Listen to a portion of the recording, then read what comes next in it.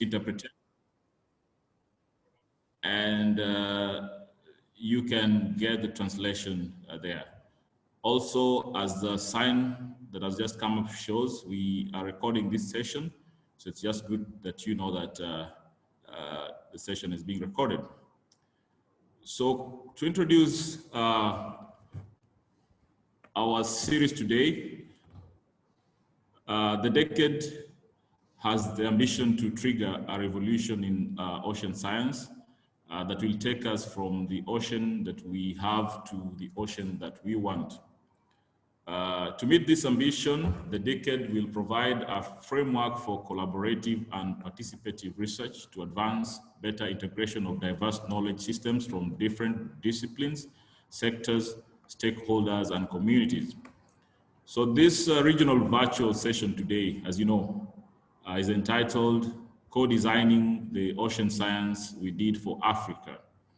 It is convened by the Intergovernmental Oceanographic Commission, IOC, Sub Commission for Africa, and the adjacent island states in partnership with IOCA, CAFRICA, the Nairobi Convention, the Abidjan Convention Secretariat of the UN Environment, CODIO East Africa as part of the Ocean Decade Virtual Series, with support from Swedish Ministry for Environment.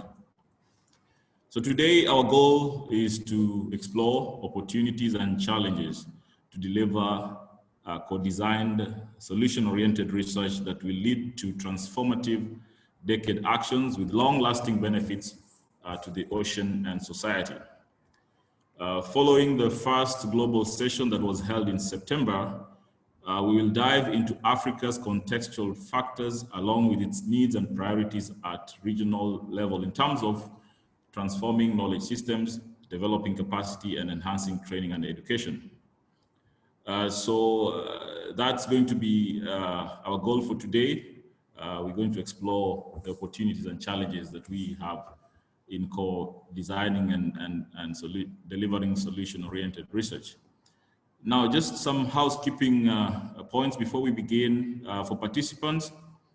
As we said, if you want translations, please go to the bottom of the Zoom page and you'll get a translation icon. Secondly, this session, as I mentioned earlier, is recorded.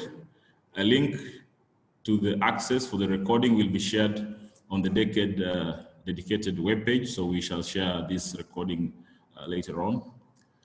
So this session, again, is organized around two substantive segments and involves moderated interactive discussions.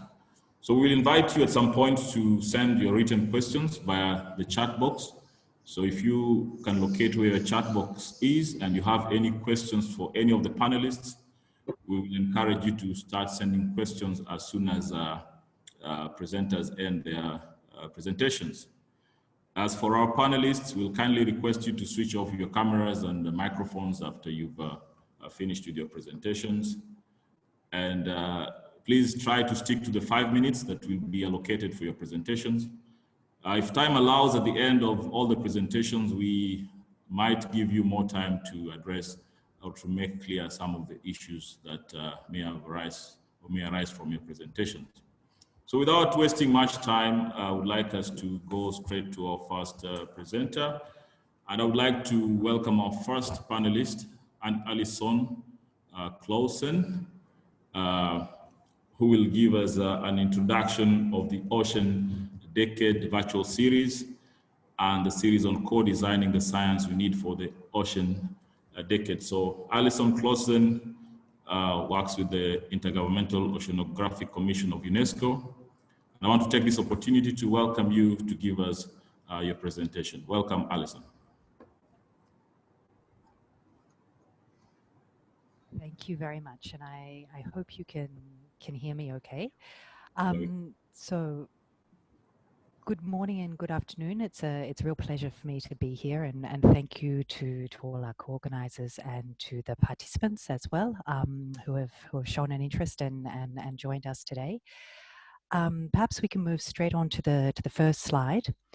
I've been asked in 5 minutes, which is very short, to give you a brief overview of the current status of the preparation phase of the decade, as well as introducing the Ocean Decade virtual series to you. So I will attempt to do that very briefly and then answer any questions that there are.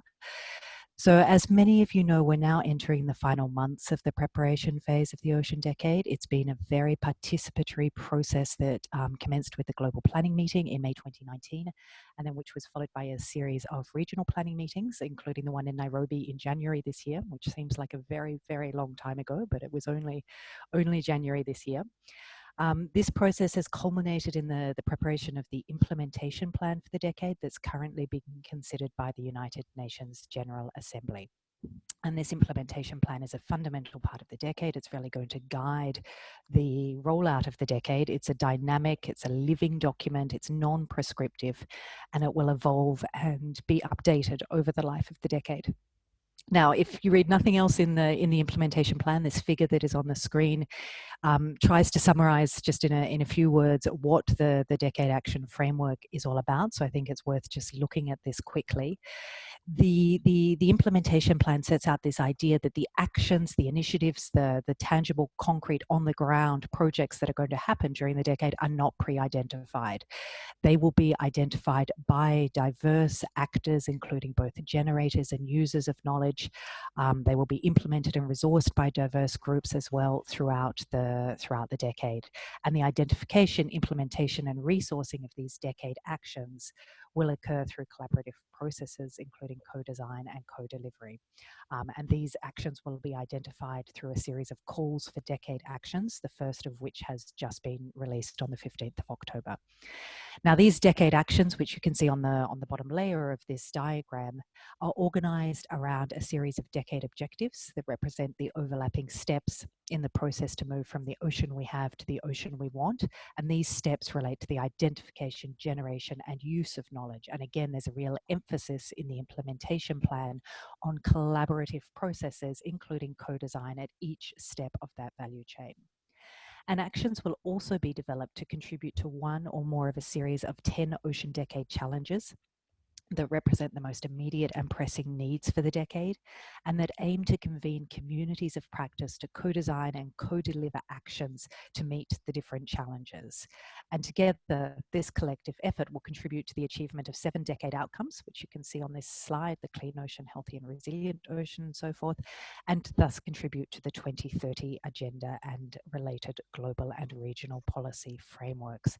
So as I said, this graphic is really at the heart of the implementation plan, which has been the main output of the preparation phase of the decade so far. If we can move to the next slide, please, I'll show you how the implementation plan sits amongst some other milestones of the preparation phase. So if we can, thank you. So as I said, the implementation plan, it's currently version 2.0 of the implementation plan, which is being considered by the United Nations General Assembly.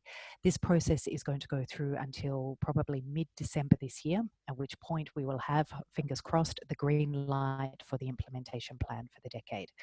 In parallel, we have launched the first call for decade actions, which many of you have seen probably. If you haven't, please look on the Ocean Decade website with the address that's shown on the slide. This call for decade actions is really trying to collect the first series of programs and contributions to the decade that will start to form some of the scientific activities that will be taken throughout the decade to contribute to the objectives and the challenges that I just discussed. The 1st of January, obviously, then the decade start. That really marks the end of the preparation phase, the start of the implementation phase. And then from January through July, there would be a progressive rollout of stakeholder engagement mechanisms, governance and coordination mechanisms, as well as a series of international events next year, according to the evolution of the sanitary situation, to really launch and kickstart the Ocean Decade. So if we can move on to the next slide, please.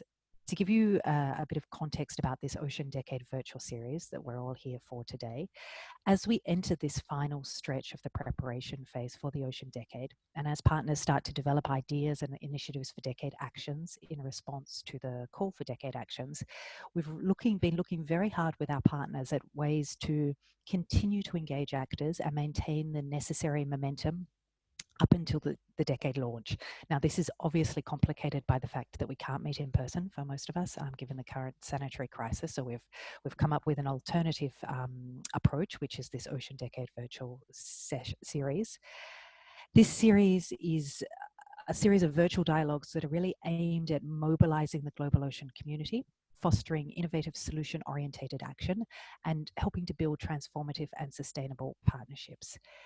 The sessions are going to be organized around decade challenges and a range of cross-cutting issues. And today's session, which is around co-designing the science we need for Africa, forms an integral part of this series. So why is co-design so important, and why is it such a big part of this series? Well, as I showed you at the outset of the presentation, the decade is really a framework for convening actors. It's a framework to provide the enabling conditions for interdisciplinary, transdisciplinary, multi-stakeholder collaboration to develop the science we need for the ocean we want.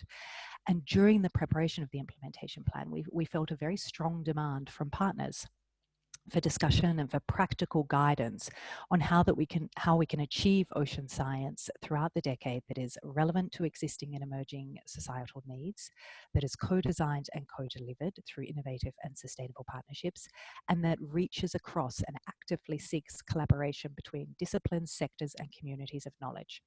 So to respond to this need, as we were developing the Ocean Decade virtual series, we developed a part of that series which is really focusing on co-design solution-orientated research. And these sessions are taking place at both the global and the regional level, and they aim to discuss best practices and lessons learned and identify recommendations for co-design by exploring questions such as how to recognize complementarities across knowledge systems and support effective interactions between disciplines, between sectors, between communities of knowledge, how to promote increased private sector participation in ocean research and innovation, or how to mainstream transdisciplinary research into education and academic systems.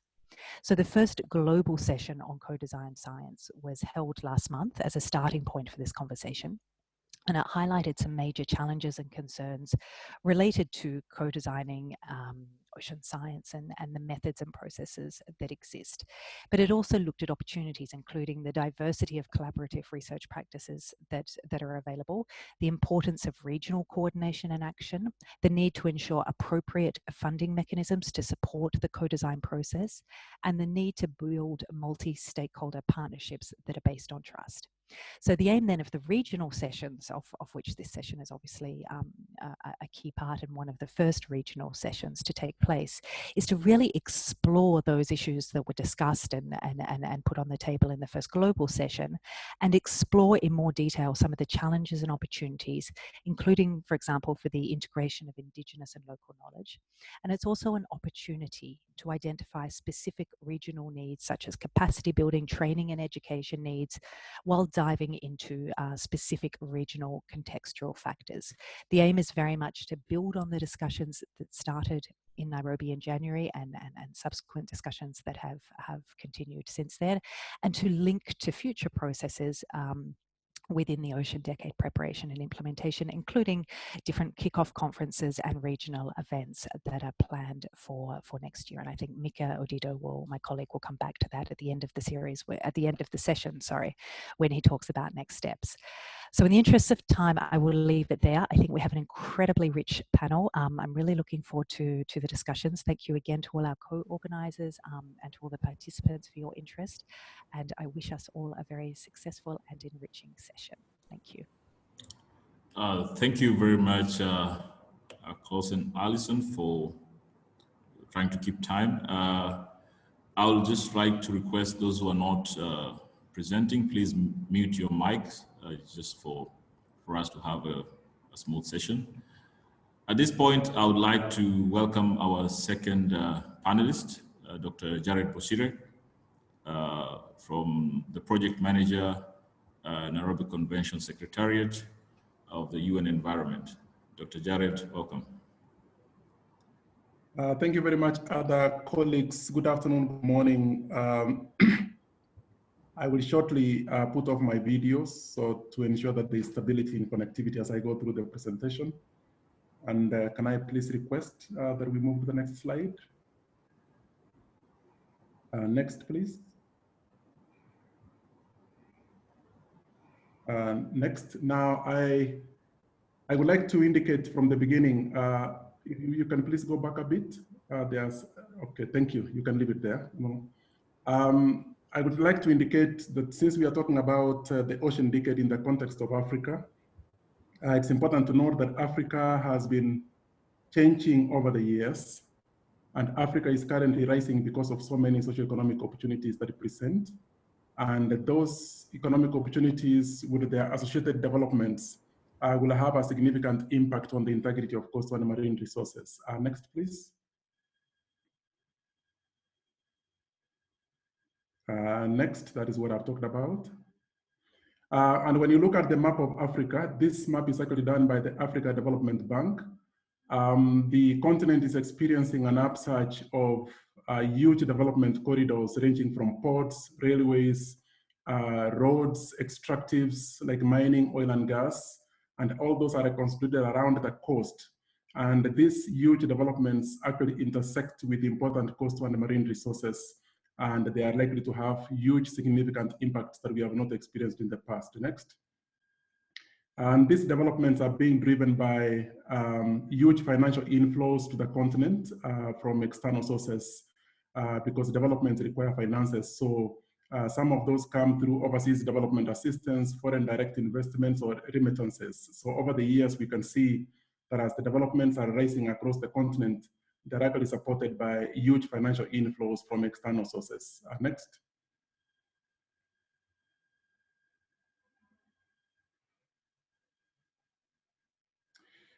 So there are significant threats, of course, that face coastal and marine resources. Many of those that we know, but I thought I would like to indicate this graph on the screen here is from the Living Planet report for 2020, which indicates that for the last about 40 years, we have actually lost 68% of the population of species globally. And this has happened pretty much within our lifetime, indicating that biodiversity and coastal resources face a significant risk. Next slide.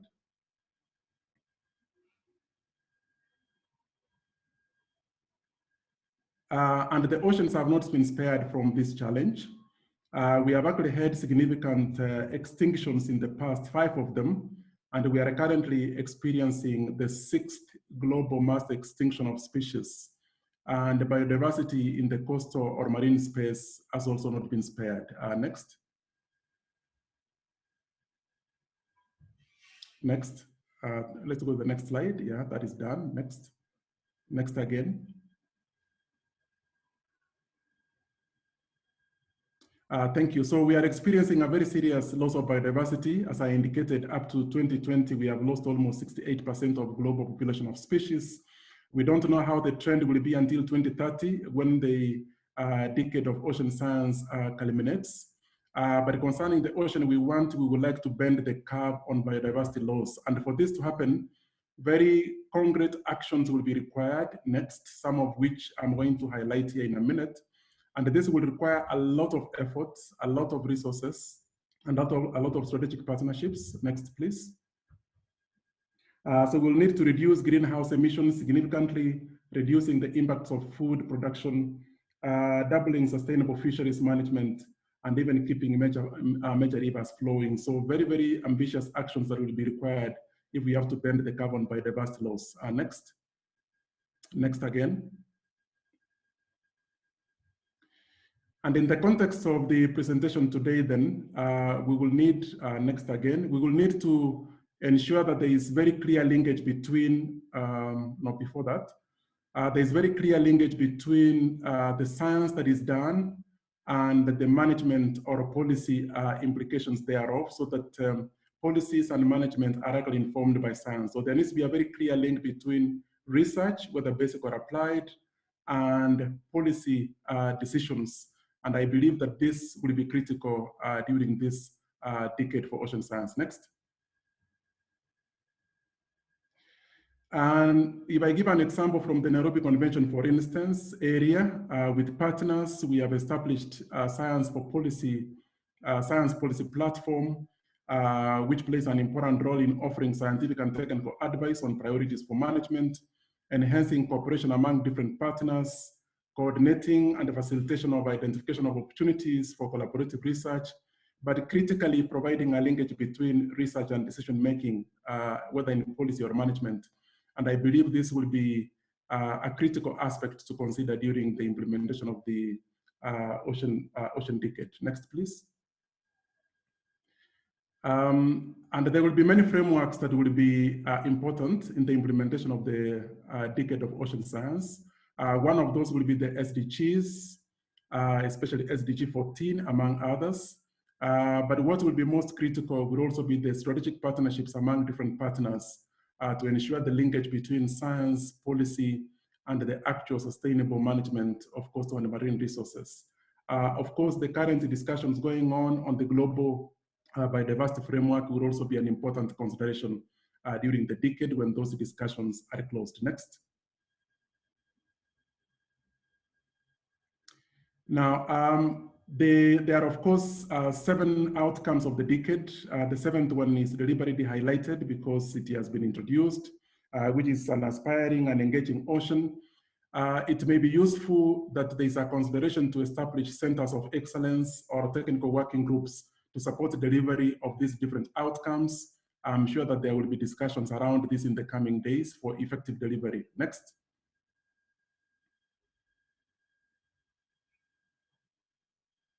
The other major consideration will be sustainable financing, because to do all this work will require that we source for innovative financing mechanisms. I have given 2 examples here, but there will be more. Impact investments, for instance, green bond programs or blue bond programs, and I've given examples and other sources of sustainable financing. The last 2 slides will give a quick summary of the kind of transformation that we desire to have the ocean that we want. Next, please. So some of the attributes of the ocean that we would want, and the previous slide, please, previous slide.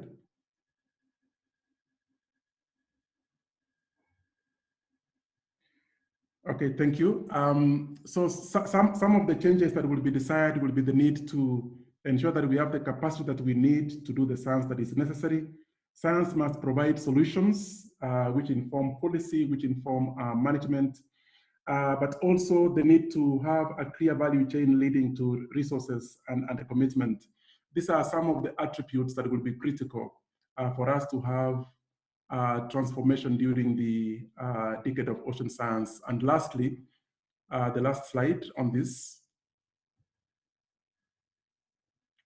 Last slide, please. Thank you. I've talked about the SDG as a framework, but I've also talked about the global biodiversity framework, whose discussions are currently under discussion. But they need to also focus on integration between natural and social sciences to ensure that there is a comprehensive approach in the way that the science is done. The role of local and traditional knowledge would also be very, very critical. But the greater challenge would also be the way the science is communicated to ensure that the needs of different stakeholders are addressed. And lastly, the need to ensure that there is generational, gender, and geographic diversity during this ocean decade in terms of the science that will be done. And of course, as we have emphasized before, the need to ensure that there is a multi-stakeholder approach in designing and delivering of the different initiatives under the decade. Thank you very much. All right, thank you, Dr. Jared, for presentation and for also keeping time. At this moment, we would like to open this space for discussions and questions, if there are any. So far, I have not received any questions on my chat wall, so I guess that there are those who want to ask questions directly. So we have like 5 minutes if there are any questions or points that require discussions. I open the discussion and question time now.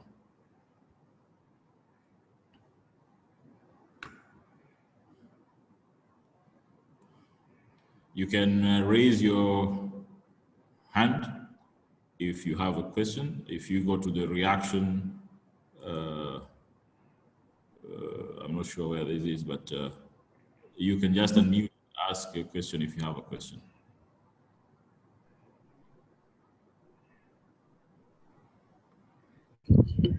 Hello. Hello. Hi, Dr. Tuda. Hello, Karim. This is Ilham Ali. Yes, Karim. I would like just to thank Dr. Gerard for his nice presentation, but I would like to ask him, because I get interested of the map of the Africa that the UN implemented for the mineral and resources, and I wonder why the Northern Africa part is not included in this. Dr. Jared, I don't know whether you got the question clearly. Yes, I did. An interesting question. This map was prepared for a presentation that was made in the region, so it focuses on the West and East. But generally, if you look at the comprehensive map from the Africa Development Bank, it actually covers all the development corridors across the continent. So this is just an illustration of the current of the current state around the continent, because there's an upsurge in construction of ports, railways, roads, extractives. It's a phenomenon that is taking place around the continent. So the map is used as an illustration. Thank you. Okay, thank you very much. Let me say why I'm asking this question, because I am now, as a member of the IBCC report AR6, we normally deal with Africa as South and West, but normally they include all the, maybe the north and middle part of the Africa. This is make me not happy at all in this report. And when even they decided to do a chapter in Africa, about Africa, they include just people from, or scientists from the south and middle of the Africa. This is why I'm asking the question, because I would like to have the entire continent again, all together. Thank you. All right, thank you very much. Dr. Bosire, would you like to respond to that, or you? All right. I think Tuda, that was given as a comment, which is well received. All right, thank you. So we have two questions here. We'll take the two questions and then we'll move to the next segment. This is from Juliet Hermes, who is asking, what are the links with the African Union, Decade of African Seas and Oceans 2015-2025? I'll repeat, what are the links with the African Union, Decade of Africa Seas and Oceans 2015 to 2025? I guess this should be, I'm not sure who's going to take up this question, whether it's Jared or Alison.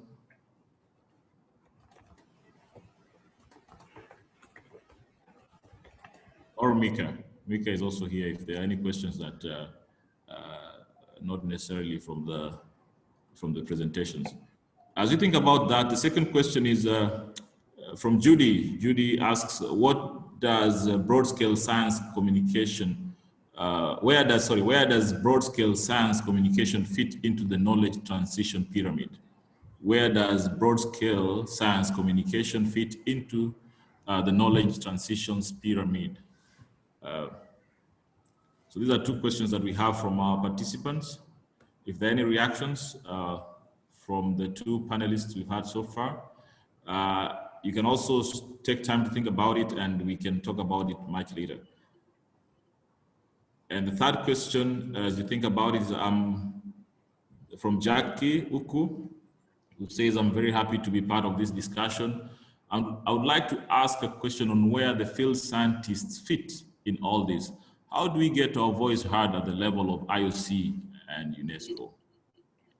Tudor, can I also maybe articulate it a bit more? All right, Jackie, carry on. Yeah, I think it may not be as expressive when I've written it, but I'm very happy to be here on this platform and congratulate the conveners.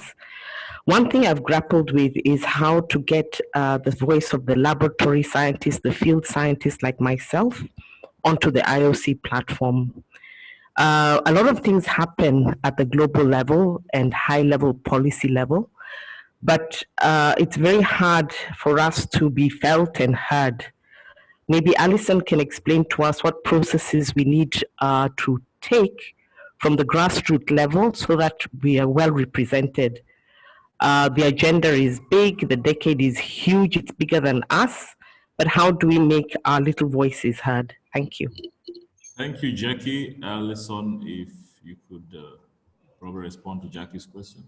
Yeah, sure. Thanks, and thanks very much for the question, Jackie. It's very, very important. I mean, we say in the implementation for the decade that it is indeed everyone's decade. We very much want to have a bottom-up approach to identifying the science, the solutions, the actions that are going to be undertaken.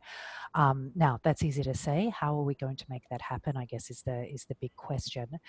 We are going to put in place progressively over the next 6 months different mechanisms and structures to help that process happen. And we'll also be counting on groups and leaders in the community to really help facilitate that process. So some examples are, first of all, the call for decade actions. As I said, the implementation plan does not identify what the actions actually are, and we're looking for groups that include field scientists and as well as partners within private sector, within philanthropy, within NGOs and so on, to come together and propose to the decade what those actions are. That's the key way that the activity under the decade is going to be identified. With the implementation plan, we provide a framework, we provide the objectives, we provide the challenges, but the actions should be coming from the field scientists and from other partners. So that's the call for decade actions. We're also putting in place progressively the Global Stakeholder Forum. What we would like to see throughout the decade is that different stakeholder engagement networks that are self-organized, that are voluntary, emerge to work together around different priorities of the decade, whether that be capacity development or communications or contributing to decade actions, etc. And so this Global Stakeholder Forum will allow groups, such as groups of scientists, groups of NGOs, thematic groups, geographic groups, to form together, to come together and to register as official decade partners. And they will be part of the Global Stakeholder Forum, which will give them a platform both in person and virtually, which is obviously very important these days, to have interaction between themselves, with the Decade Coordination Unit, with the Decade Advisory Board, with other communities of practice operating in other themes and in other geographic areas. So these are really two of the key mechanisms via the process that we set up for Call for Decade Actions, which has ways of facilitating partnerships and collaborations, and then via the Global Stakeholder Forum that you will see coming out over the next 6 months, as well as continuing to engage through webinars such as this one, because there will be other events in the Ocean Decade virtual series throughout the rest of this year and into next year, which are more thematically based, but which are also an important way for field scientists and our partners who are working on the ground to really contribute to the discussion and to have information about what is happening in the decade. Thank you very much, Alison. I think we'll take up the last question. Mika will respond to the question that was asked about the relationship or the links with the African Union Decade of Africa Seas and Oceans 2015-2025. Mika? I suggest that maybe we discuss this at the end. All right, thank you. I'll be having a presentation on the next steps. And I think that would be the best place to discuss this. Thank you.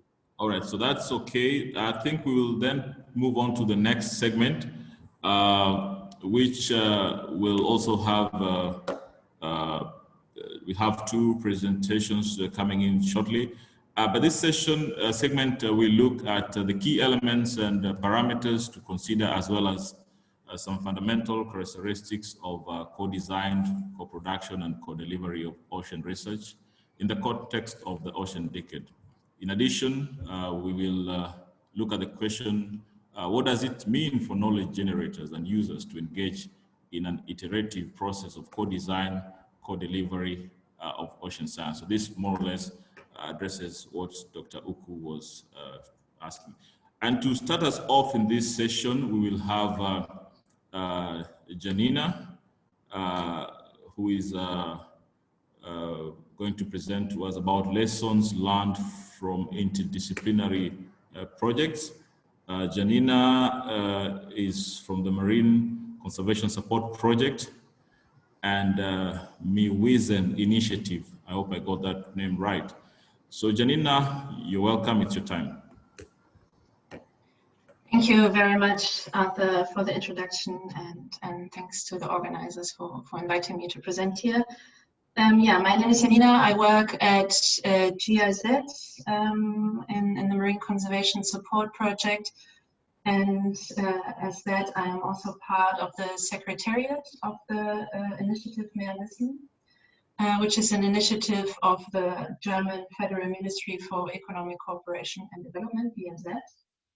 And this Meerwissen initiative is part of BMZ's engagement to achieve its 10-point plan of action for marine conservation and sustainable fisheries. And today I'd like to introduce the Meerwissen initiative and highlight our approach to co-design and share some of the lessons learned we have drawn so far. So the initiative Meerwissen has been initiated against the background of not only a lack of data, but it is also looking at the lack of integrating available data into decision-making processes. So on this slide, you can see our goal, which is to strengthen marine sciences and facilitate the use of research results by decision makers.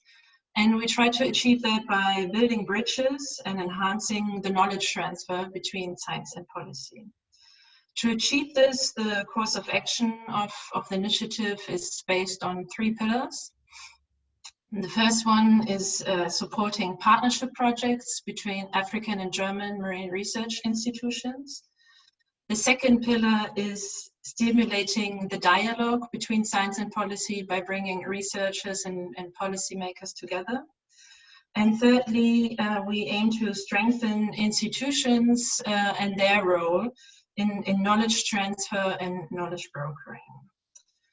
For the discussion today and for the short presentation, I would like to focus on the first pillar, on the African-German partnership projects. Next slide, please.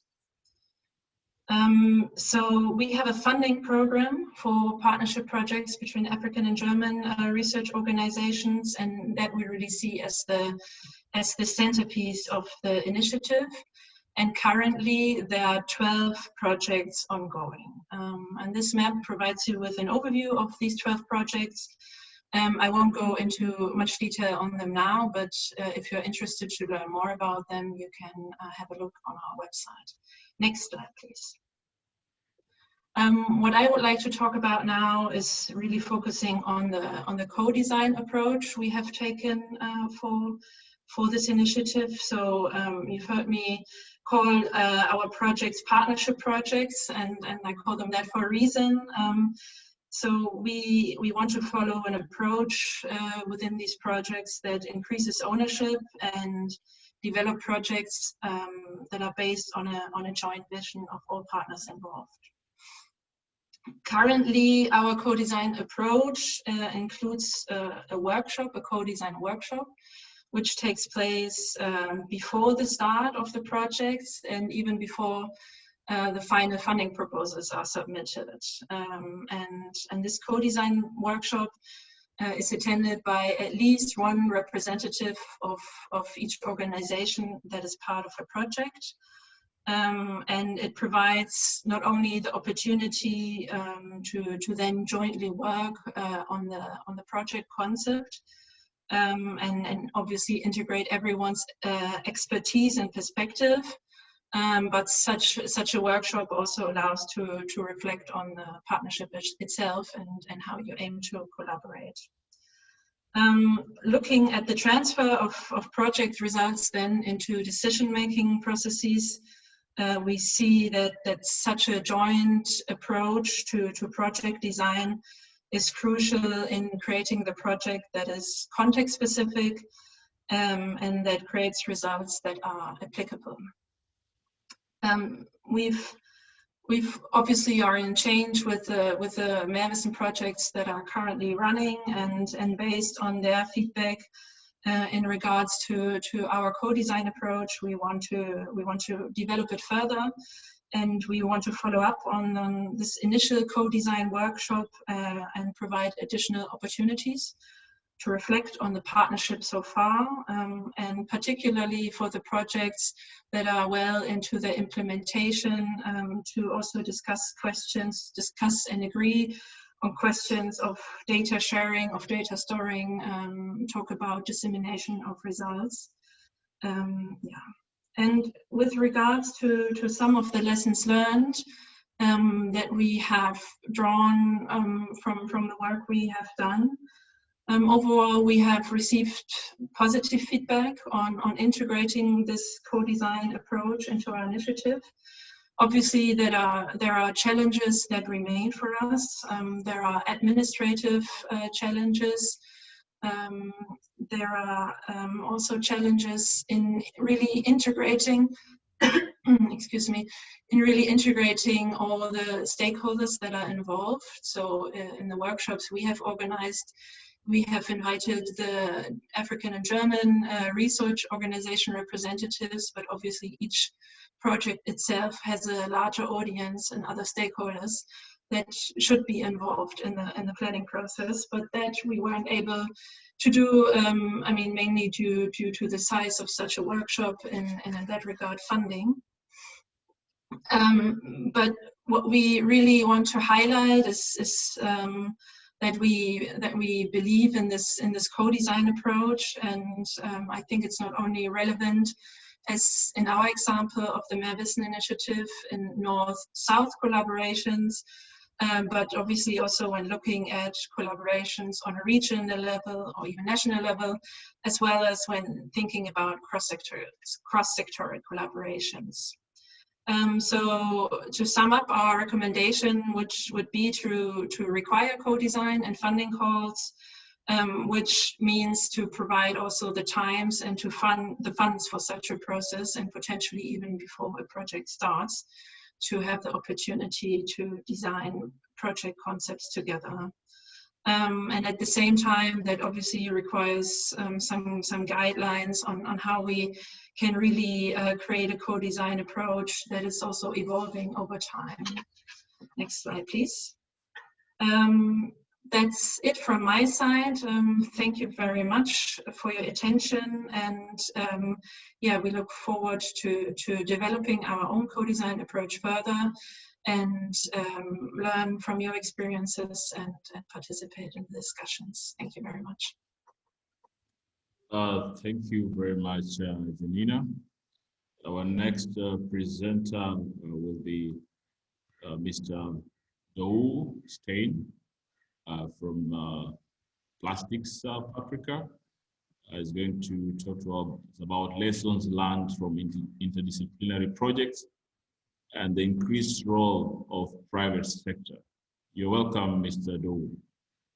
Thank you so much. Can you hear me well? We can hear you well, thank you. Thank you, good stuff. I think what is important is, and thank you for this opportunity to the organizers and to present the plastic sector and the actions that we are doing, especially on the collaboration side, and also the benefits to the ocean and society, and especially finding solution-orientated research on the impact of plastics in the environment, and especially in the ocean environment. Researchers have shown to us that, or indicated that 80% of the pollution in the ocean comes from land-based sources. So how do we address it as a plastic industry? Next slide, please. Plastic SA represents the plastic industry in South Africa, and that includes the raw material producers, about 1,800 converters, about 400 recycling companies that reprocess waste into new materials. What is important for us as a plastic industry is that we cannot do this alone. We need stakeholder engagement. And that is why the three tiers that I look at from Plastic SA point of view is industry. There are various plastic industry associations, the packaging guys, the brand owners, the retailers, as well as the consumer. All in the value chain have a role to play. And then of course, government, from national, provincial, local, various departments that we work with, and especially in the research side, the CSR, Department of Science Technology, and then of course your other organizations like universities, environmental organizations, and I see one or two of my friends here, Judy, etc., on the line as well. And then of course civil society. Next slide, please.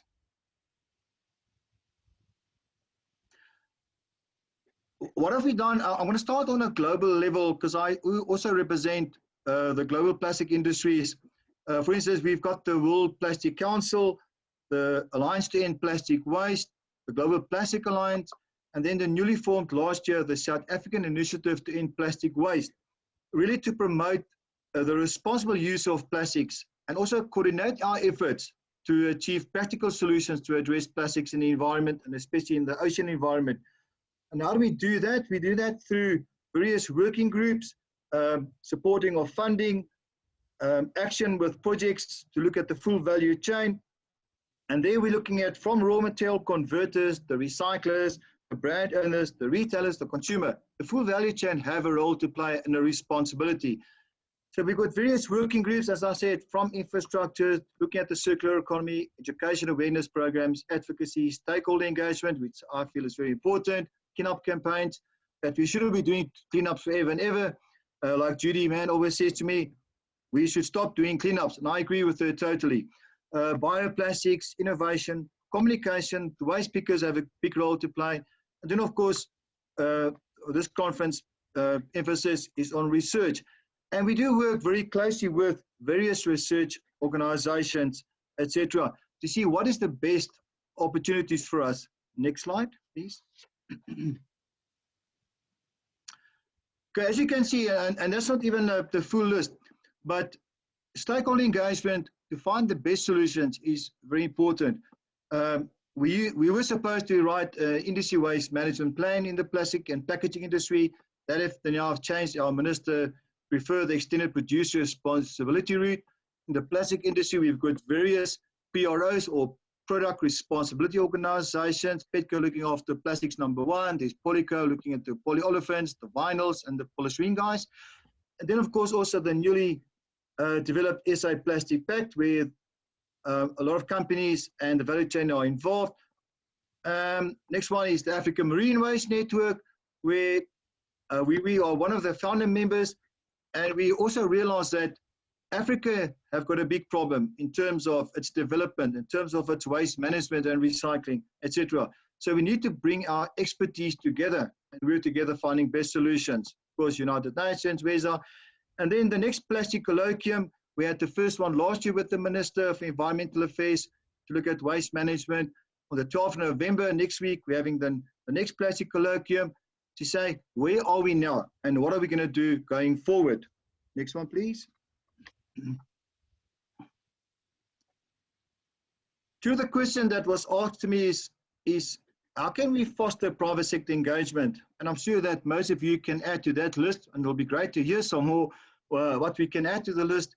One is we need to identify the plastic industry sector in the regions. We need to meet and greet. We cannot fight against each other. We have to find the best solutions. Then, of course, the engagement with the plastic industry. The challenge we have in Africa is that there are not many plastic associations. There's Plastic SA, Ghana, Kenya, Egypt, etc. But most of the plastic companies are part of industry collaboration or industry associations. So it's very difficult to bring the plastic sector in some of the countries together. But we need to find a start. We need to identify the problem areas and where research or intervention is required and find the best solutions or actions, collaborate. With the benefit as Plastic SA that we are an association representing the plastic industry, we are part of the global networks, we are part of various other networks in Southern Africa, and we do embrace those networks and work together. Some of the challenges is, for years, there's been a mistrust about misinformation, not communicated well. So I think the communication channels between researchers and the private sector need to become better as well. And then, of course, it's important to have credible researchers from academia as well as from industry. Next slide, please. So what do we need? We actually need a plastic strategy for Africa, and I will talk Africa. We need commitment from our government, from our industry, from our various players in the field. That collaboration we talked about, the innovation, the investments in putting infrastructure in place. We need to proper our waste management and recycling. When it comes to plastic products, we need to, is that the best product for that, let's say for food packaging? Is there alternatives? And then I feel very strong that we need to change in this world, especially Africa, the behavior, change human behavior, not to litter. Plastic don't litter, people do, but how do we change the perception of people that littering does not create a job? We need to keep our environment clean. Next slide, please. Okay, and that was it, sorry. Thank you. Thank you. Thank you for your presentation. At this point, again, I will invite a few questions and discussions before we move to the last segment of our series today. And I can see very many questions in the chat, and some have already been responded to. But I'll still give a chance to a few who might want to state their questions again. Harrison, do you want to ask your question? No, Judah, I think Mika's, it's a general question thrown out there, and right. Mika has given me one of the opportunities in terms of Ocean Information Hub. Right. I think my question should be read by everybody, because I'm getting a little bit concerned that some of the knowledge platforms we've had before, I'm not talking about going forward, but before, are hardly going beyond the project timeline. In fact, they end as soon as the project funding ends. So we need to rethink this very seriously in the region. Thank you. Thank you, Harris, for those comments. And anybody is free to make further comments on that. How about Eliam Ali? I've seen you ask some questions. If you want to probably ask them again so that you get response. Elham Ali. No, I don't have any question. I just replied to the chat. Thank you. All right. And then finally, Judy Mann. Judy.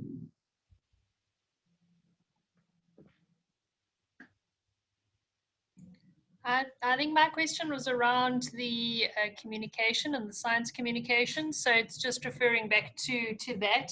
And how do we bridge the gap between scientists and not just policy and the broader initiatives, but with the communities that we need to reach? And it also talks back to Doe's point, looking at the behavior change.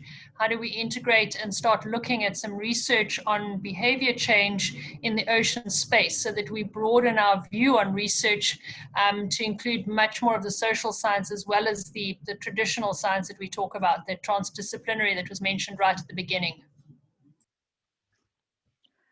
All right. Any of the panelists who would like to respond to that, from our first presenter up to where we are now? Well, I can maybe elaborate a bit on it. Part of our global activities is education awareness, and part of that is also consumer awareness. And how do we?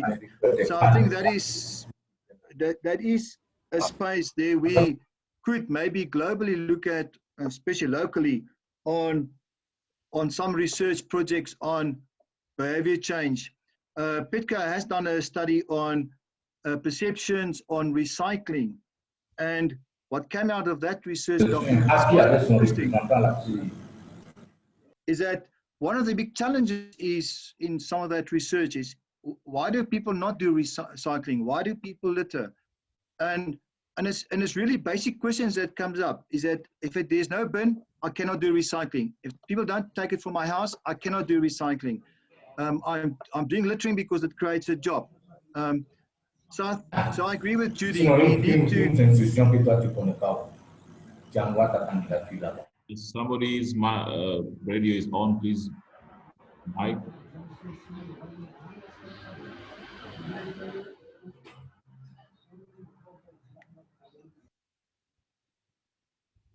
Doe, are you finished?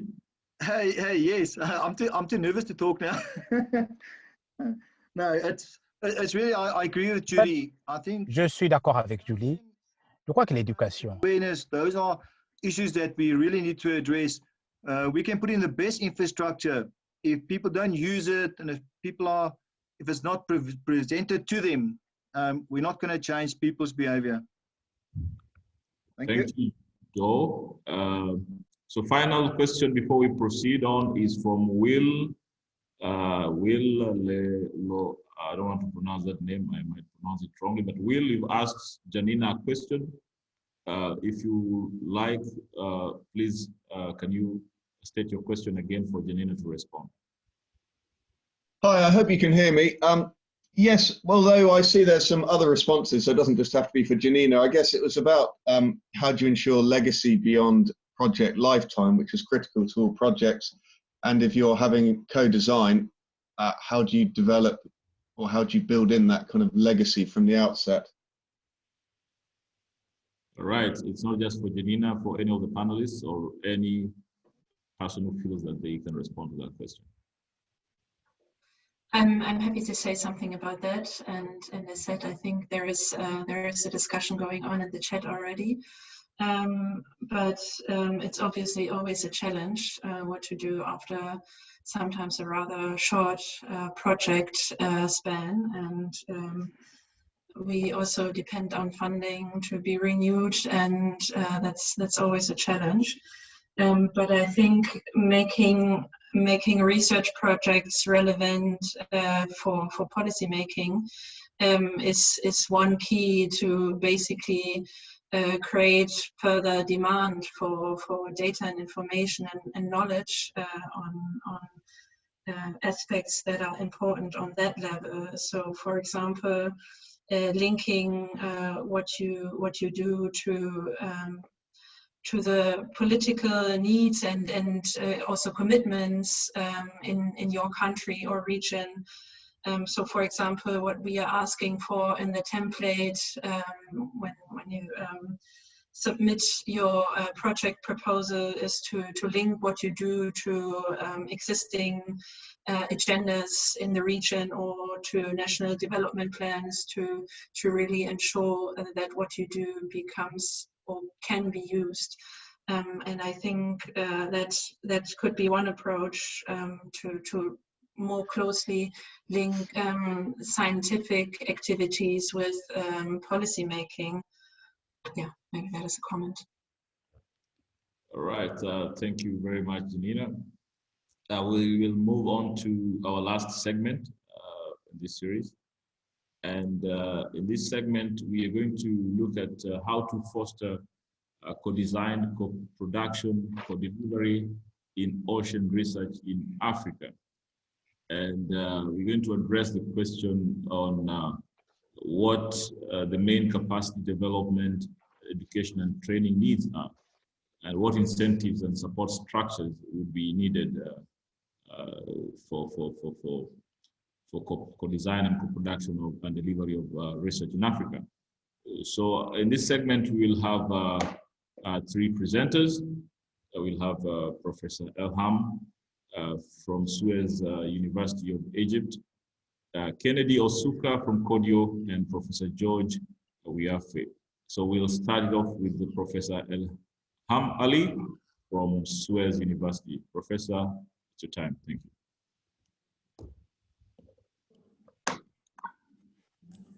Thank you, Dr. Tuda. And I would like to thank the panel for this kind invitation, and I'm very happy to be part of this event. It will be a slightly different presentation because it's it's a technical one. I'm going to talk about one of the activities we have done in Egypt for the North African part of the continent. Can you move on with the presentation, please?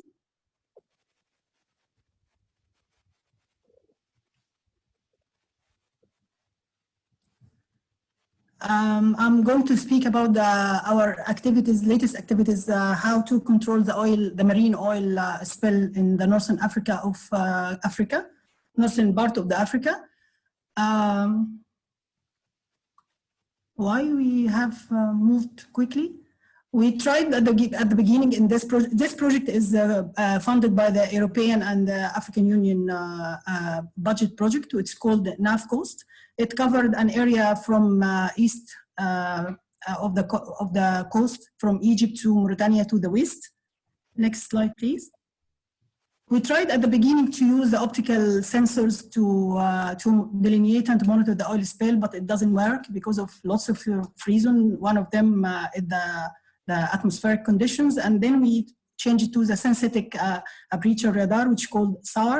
We found it's very optimum for this detection, and the only thing that it needs high performance computing, which we successfully have it saved in our continent. Next, please.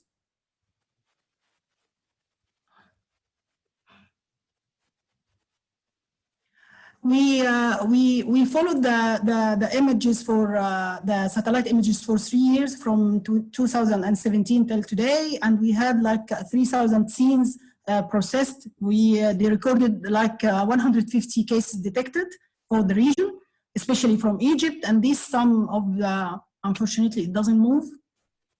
This slide showing how much scenes we have captured during these 3 years. Can you move on, please? Because it doesn't work. Next, please. We succeeded to have like an atlas for the Port Said oil pollution place, which is one of the hotspots in Egypt.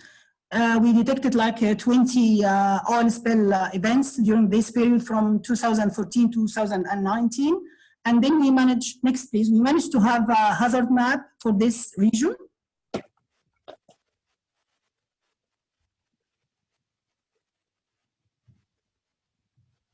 I think it's better to perform from my computer. We succeeded to have an, like I said now, an oil spill map for the hazard places in Egypt. We managed to have like 5,000 or more scenes to be processed, which take like 700 processing hours, and they take capacity for 5.5 terabytes. This include 179 oil spill cases during 46 months only. The next slide shows some of the success story which we managed to detect the oil spill during the last 3 years in Alexandria, Port Said, north and south of the Gulf of Suez. And we managed to have a standardized template for the outputs for Egypt, for example, for the 3 years. And then we managed to have this standardized for the other countries, which is Tunisia, Mauritania, and Morocco. Our project includes lots of capacity building skills. We managed to have 8 to 10 training programs, which cover area like introduction to remote sensing, GIS, and we learn all the consortia how to use the services of oil spill monitoring, and we learn them also to have the QGIS and JNOT. We have like 32 candidates from 4 African countries. We already have an online portal for the project, which we managed to have all the products displayed every day. And we managed to have this public after the submission of the project. Also, we managed to have a private sector engagement. We have an expert company managing to learn all the consortia how to use the open sources. This is all for today. Unfortunately, I prepared this presentation in a technical way, which include like 40 or 50 slides, but they informed me that I have just 5 minutes, so I tried to be very summarizing. Thank you. All right, thank you, Professor, for keeping time. Prepare your questions as usual. We will have the panelists address some of our questions. At this point, we will welcome our next presenter, who is Kennedy Osuka from Kodio, who will also talk about issues of capacity development and also dwell more on the challenges and that the decade presents. I mean, some of the challenges that we think could present themselves in the decade. So it's time for Kennedy Osuka. Kennedy, the floor is yours. Thank you, Arthur, and thanks for inviting me for this session. And be good to talk to you about the productive ocean, supporting sustainable food supply, and a sustainable blue economy. So my talk mostly will center around the Western Indian Ocean or the East African area, based on what has been done and what we can learn from it and what capacity will be needed. Next slide, please. So based on a recent report, what has been reported is that the fish stocks have been declining in the Western Indian Ocean, and about almost 30% of the fish stocks are overexploited. And this is also seen in the shark, which are among the top predators, the first species to be, among the first species to be targeted. And 50% of them, of the shark species assessed, are considered threatened. Next, please. And recently, a study which was published in Nature showed that in the Indian Ocean specifically, that most areas have low abundance of sharks. These are areas highlighted in red circles, and the abundance of sharks in those areas are below the regional abundance or regional average. So there are a number of recommendations that have been made, which I think it will be interesting to see whether we can put in place some management measures to trial this management action and see what different countries are able to gain from it. So like the work recommends catch limit, setup of closed areas, establishment of shark sanctuaries, and gear management such as banning of gain nets and long lines. So some of these measures could be done entirely, but some could be modified to suit local conditions, because there are other areas where, for example, a total ban of gill nets may not really work, but maybe restricting particular mesh sizes then can have a greater impact. And for instance, putting shark sanctuary where no targeting of sharks or trade of sharks can boost tourism activities, that would be something also to be considered. Next slide, please. Another key important thing is that, just back, please. Another key important thing is that there's quite an established linkage between a resource system and resource unit, such that a healthy resource system leads to a productive resource units where fishermen then can tap into the resource units and boost their livelihood. So it's important, therefore, to understand these linkages. And these linkages can also vary from place to place. So understanding that linkage has importance in terms of planning and having research that would address these needs at local, national, and even regional levels. Next, please. Another important part of this is monitoring the system in a holistic manner, using existing frameworks such as sustainable, the SDG framework. For instance, through the reef health, a healthy reef health, sustainable fishing, create and also boost economy. But in essence, we'll also need to assess and monitor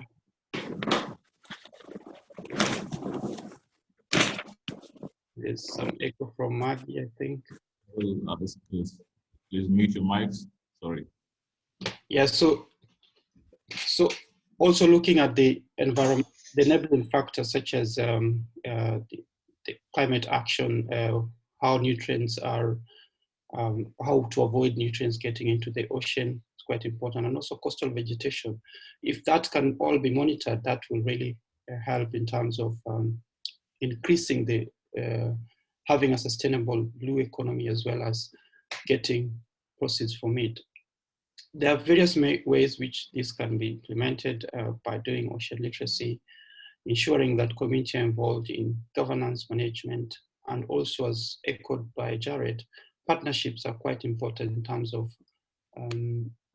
funding and all that. Next slide, please. So in essence, therefore, that towards a sustainable food supply is that it's quite important that we ensure there's maintenance of a healthy and productive resource system. That's very critical. And a number of measures will be required by political leaders in terms of looking at the population, in terms of how to reverse or reduce the rate of increase in population, how to ensure that wealth and production are increased for people to get yields from the ocean, how to reduce the inequality in the oceans, as well as tackling the environmental and society impacts. All these will need to be done at different levels. There are a number of local measures which have also been undertaken in a number of places, and these have shown that by tackling them, then you give chance to the ocean to provide the benefits that they can. And so trialing these management measures would be an interesting thing to do in different places. And above all, a capacity building of community to really be able or to be at a standpoint where they can undertake some of these measures is quite important. That will ensure that this legacy of the project, as well as the benefits derived from these measures, are sustained. Another thing is that is also important is gear management. This should not only involve the community who are direct beneficiaries from the ocean, but also those involved management of resources at national and even regional levels. Next, I think that will be all. Thank you for listening. More information from this talk can be derived from these references. Thank you. Thank you very much, Kennedy, for that presentation. We will now move on to our last presenter in this segment, Professor George Wiyafe is the Director, Regional Marine Center and Project Manager of GMES Africa and the ECOWAS region. Professor George, welcome.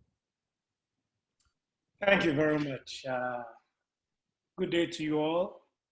I'd like to thank the organizers for inviting me to contribute to this important virtual series on the Ocean Decade. My presentation focused on data access and utilization to address maritime concerns and opportunities. But we can't talk about data without understanding what it can do. Mechanisms and systems in place, especially in Africa, their limitations, and above all, the people. Next slide, please. Next slide, please.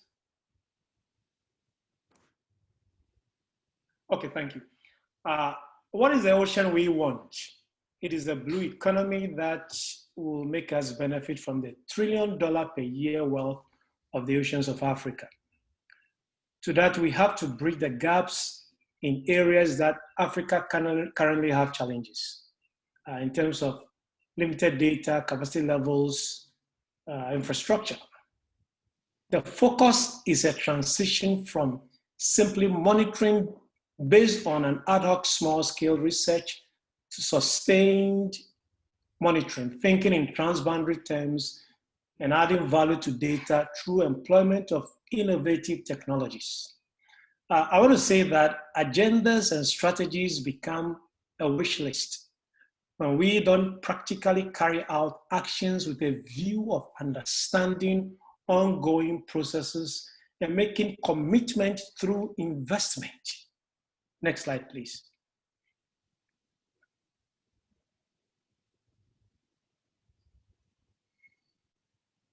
Next slide.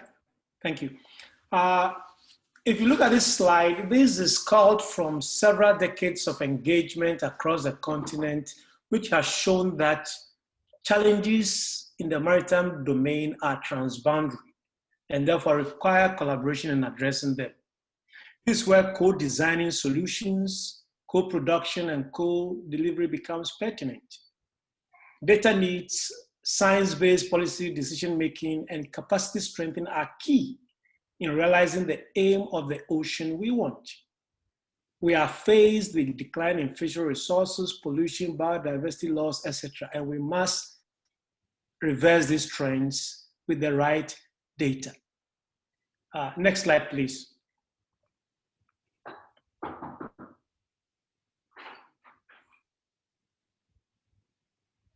think there's a lag at my side. Currently, the continent has an initiative, and I'll be highlighting on this initiative to put these data opportunities in context. So this initiative has brought practitioners and diverse stakeholders together, and what we call the Global Monitoring for Environment and Security in Africa, popularly called GMES Africa. The goal of this program, which is continent-wide, developed over several years, is to utilize Earth observation data and tools to manage resources, and it's being financed and coordinated by the European Commission, Africa Union Commission. The implementation during this current phase is on two levels, looking at the water and natural resources management on one hand, and then marine and coastal resources management on the other hand. And here the latter is relevant for our discussion. With reference to the topic on data access, the mechanism to collect in situ and remotely sensed data integrated with modeling and forecasting, we bring all these things together so that we can co-deliver innovations for the benefit of the country. And if you look on the right, I don't know whether you're right or my left, right, we are looking at operational marine setup on the continent. And let's go to the next slide, please, where I bring it into context. And that is, under the GMES and Africa program, we have 4 regional centers. So we're covering all the oceans on the continent. And this is based on the large marine ecosystem demarcations of the world oceans for management. And for this program that we are embarked on or implementing, the source of data is from the European Union Copernicus Sentinel satellites, where the regional hubs we have here, NARS in Egypt, I mean, we can call them regional marine centers or consortia. So NARS coordinating in North Africa, in Egypt, University of Ghana in the ECOWAS region, CSR in South Africa, and Mauritius in the Indian Ocean. We use expertise in the regions. Of course, we collaborate with our international partners and then various centers to add value and provide products and services that range from the list you have there, potential fishing zone charts, ocean state forecasting, especially to artisanal fishers in West Africa, aquaculture, mariculture, site monitoring in South Africa, ecosystem mapping, oil slicks monitoring, etc. So the data that we acquired by adding value to it, we have this product and services. Next slide, please. Now, if we put it all together, to be able to effectively utilize ocean data for the benefit of our people, we must involve diverse stakeholders. And if we are talking about research and bringing academia, we should not forget the politicians. I mean, one may say, what's the politician going to do? They must understand from the concept phase, implementing these programs as to what it will do, not at the tail end, and also the private sector. And then we must ensure that data acquisition is sustained and utilized effectively, not a situation where data is on somebody's PC and retires with it. But we have big concerns with infrastructure. For some, it is not so much as poor internet connectivity, but even power outages on the continent, and this is real. And we have been building capacity over several decades through several projects. But are we able to retain this human capacity on the continent? This is a big question. And again, with the advent of open source tools, Africa must take advantage of this and build its capacity around it. For example, in the ECOWAS region, we are promoting what we call the open source clubs with tertiary institutions. Let me emphasize that the regional centers of GMES and Africa, which went through a long process for the establishment, have developed close collaboration in learning from each other, co-designing solutions through what we call cross-fertilization. And this is moving from the regional to the national, even to the local levels. In that effect, we ensure that no one is left behind. Let me conclude by saying that in the context of the UN Ocean Decade, we have to strengthen these regional marine centers, who potentially are the data repositories for Africa. And data is really key to what we want to benefit from the blue economy. I thank you very much. All right, thank you very much, Professor George, for your presentation. At this juncture, we will again open up this session for question answers. The big question is how to foster collaborative research in Africa. So that's the main question we need to address. But as we think about that, a couple of questions have been put on the chat. And there's one that revolves around ocean mapping and building capacity for young scientists in ocean observation and pollution. I don't know whether Professor Elham, you'd like to comment on the issue of building capacity for scientists in ocean observation and pollution. There was also another question about the mapping of ocean floors as the beginning of all our solutions in Africa. So Professor, would you like to make a brief comment on that?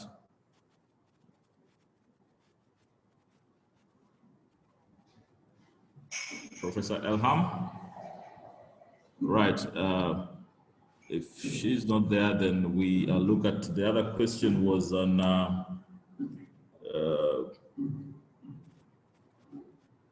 involvement of communities and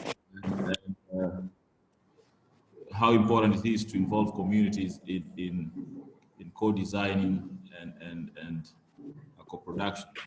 Any of the panelists can take up that if there are any comments. And again, there was a suggestion, if Lucy, if you're there, if you can make a brief comment on the Ocean Info Hub.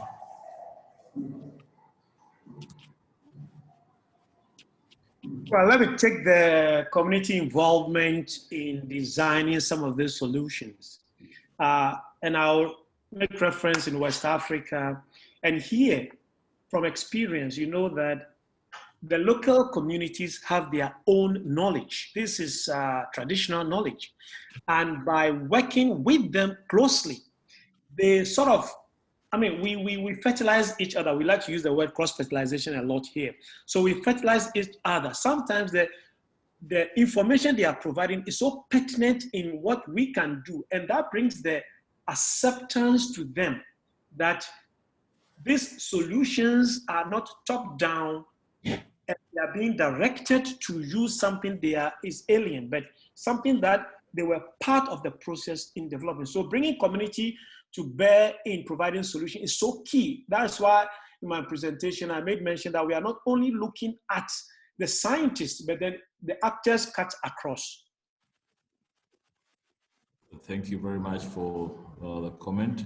And just before you go, there's a question from Harrison. We would like GMES to engage more actively with technical institutions like CAFRICA. Not much is going on for a while now. How can we assist? Okay, the GMES process is very elaborative, and every region have their own structure and strategy, but then there are similarities. So you realize that from the regional scope, we engage with the regional economic communities where we, example in ECOWAS, we have the ECOWAS Integrated Maritime Strategy. So from that level where governments have a system in place, how do we drive these solutions to become a common thing along the countries? Then we work with the sub-regional bodies. Then we go to the partner institutions, which are national research institutions. Then we come to the universities. And so we work the program through institutions. And then currently, the focus is also to bring the private sector in. So the private sector currently is playing key role because they will be the engine of growth, and then they will sustain some of this program going forward. Thank you very much. I just want to come back on the involvement of community, if I may. Right, please go ahead. Yeah, so I think, yeah, it's quite important to have community involved in all this process. As has been mentioned, is that by involving community, you actually promote the sustainability of the intervention, for instance. And I think there's been a wave of, for example, locally managed marine areas around the Western Indian Ocean. And it's because the communities have been part of that solution. At the same time, by involving community, they can also catalyze some of this intervention by being like the areas where other communities could learn, possibly through exchange visits where they could learn what other communities are doing. And this could as well bring about a change and adoption of holding off from doing something just because you don't want to do it.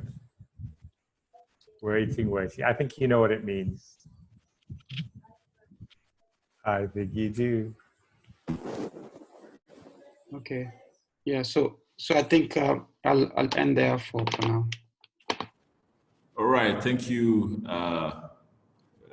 Kennedy. I could hear David in the background trying to also help you.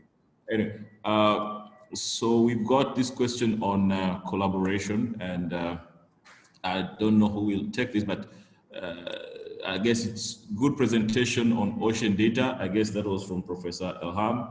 Any ongoing collaboration research with universities and research organizations in East Africa?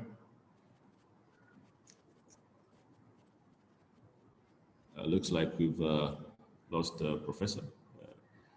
All right, so then I will open up space. There's a question here in French. I'm not a very good French speaker, I try, so I'll ask whoever posts the question in French to probably say it again, and then it should be translated.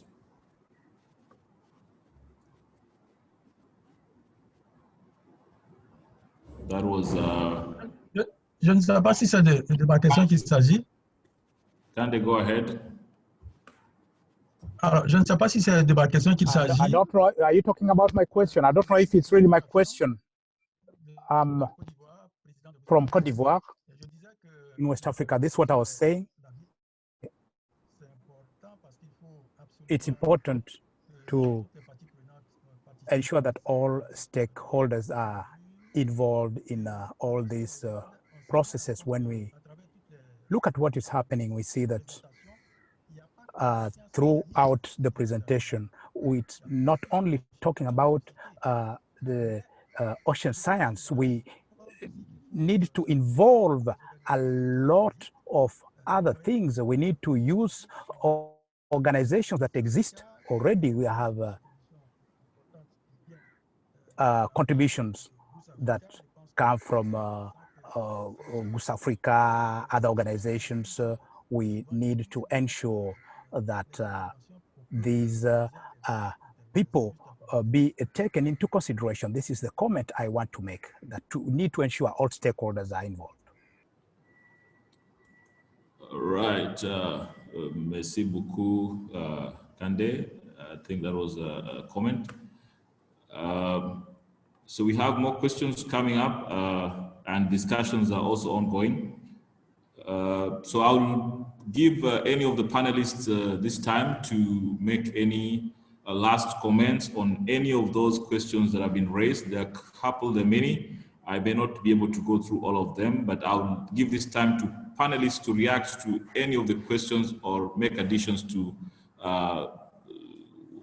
some of the comments they made earlier for the next 2 minutes. Panelists? Yes, so perhaps I could go first. There was a question on mapping of the ocean floor. Right. Yeah, so I think, yeah, it's quite an important question, which there's been efforts also around some existing projects to try to map areas that are not easily accessible, either because of high ship costs And in this case, what is being trialed is the use of marine robotics, such as autonomous underwater vehicles, to map shallow and mesophotic reefs in the region. And this is something that would require a lot of capacity building of scientists in the region, as well as managers involved in management and conservation of resources in these areas. So it's a new thing that I think moving forward, we should also think about it. Thank you, Kennedy. Any other panelists who would like to make any comments or interventions? Yeah, Arthur, if I'm okay, sorry. Carry on. Okay, thank you very much.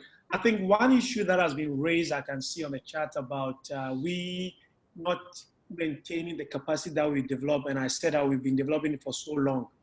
And then it's like the issue has been maybe we train the wrong people. But then I keep saying that sometimes when we build the capacity, we're building the capacity to lose it in two ways. One, the capacity that is built becomes so good that they now take up management position, and then all the knowledge they have acquired, they leave it out down below, and then they're sitting at the top there and calling the shots. And you all know that in Africa, I mean, once you have been trained very well, you have your PhD and the knowledge, you become the Director General, and then we start all over again. And the second thing is that we train people, they come to the continent, and then they realize that they have nothing doing, and they go back. So this is really key, because we have been building capacity over many years. That's why I like to use the word capacity strengthening than building, and using the capacity or capacity utilization.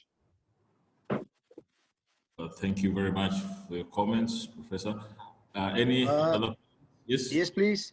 Okay, from the private sector involvement, I really express an invitation to all to make contact with the private sector, collaborate with us, and let's all together find the best solution. And use one of the platforms that we now quite extensively use is the African Marine Waste Network, bringing the African countries together to look at solutions on marine pollution. So my expression is, let's get together, let's find the best solution. Thank you. Thank you very much, Mr. Doe. We'll probably take one more before I close that session. Today, I'd like to make a comment. Jared here. I think there's a question that is coming up time and again on capacity building. Sometimes I think the challenge may not be lack of capacity, but knowing which capacity is available where across the continent. So it may be useful, I think, even within the decade of ocean science, to do some comprehensive mapping of the capacity that we have across the continent in various disciplines. And once that is done, then if there could be a mechanism of supporting mobility of capacity across the continent. Yeah, because I strongly believe that there is capacity that is spread out across the continent in various places, in various thematic areas. But sometimes, because we don't know which capacity is hosted where, that may be assumed to mean lack of capacity instead of lack of knowledge in terms of which capacity is available in which place. So that mapping and a mechanism of facilitating mobility of capacity across the continent should be a very important consideration. Thank you. Thank you, Dr. Bosire. There's an important comment here from Lucy Scott on the Ocean Info Hub. She says the Ocean Info is a collaborative effort to improve access to and exchange of data and information between institutions. This is a global project, but Africa is one of the pilot regions, and we are looking closely working closely with IOC Sub Commission for Africa. So Lucy says you can get in touch. It's on the chat. Please look at it and get Lucy's email contact, and get in touch with her if you want more information about the Ocean Info Hub. So at this juncture, I would like to close on the question answer session. I know there have been so many questions, we may not be able to answer all of them in this series at this time. However, all the questions in the chat will be put together, and we will try as much as possible to see that they are addressed. somebody has suggested on the wall.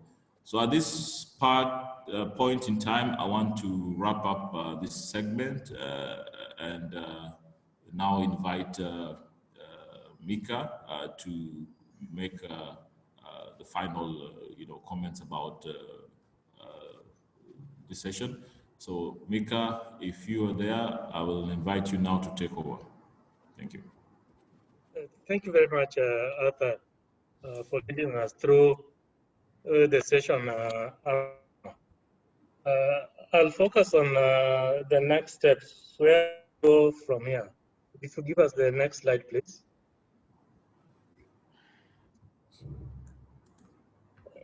We've early in the year when we had the regional consultation, we got a broad look at the original implementation plan for the decade.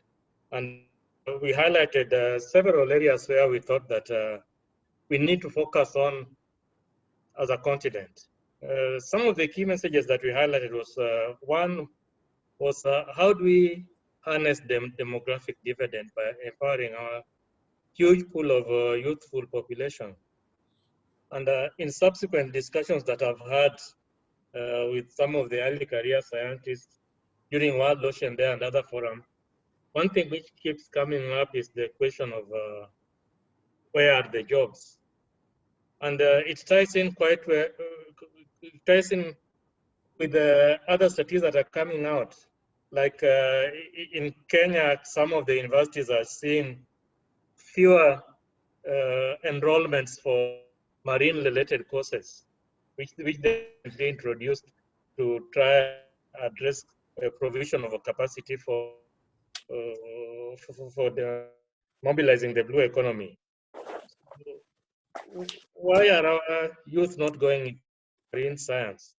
The other issue during the discussions in was how to catalyze ocean research in the region, how to ensure that our scientists do not think beyond publication to transforming lives through innovation and robust application of science. The other issue that came up was on how to develop university-based ocean innovation incubator hubs supported by the private sector to serve as a conduit to transform research results to action via technology development. And then, of course, the issue of data also came up, and today we've also seen it coming up also quite a bit in the chat. So, moving ahead, the key purpose for this meeting was to look at how we can co-design initiatives, how we can work together to develop initiatives for implementation of the continent, not just as individuals, but also working together with the different sectors. Which are the key issues that we need to address? I mean, some of the issues that have come up with is capacity mobility, mapping of the oceans, the issue of data came up again, knowledge platforms, community involvement, observations and monitoring. How can we be able to work together to address this during the decade? So maybe I'll stop at that point and open the floor for discussions. We had wanted people to have at least some time to be able to ventilate on how we can work together to co-design collaborations, especially with the eye to responding to the call for decade actions that was launched recently. So the floor is open. You can raise your hands and we'll give you the floor to speak. Thank you.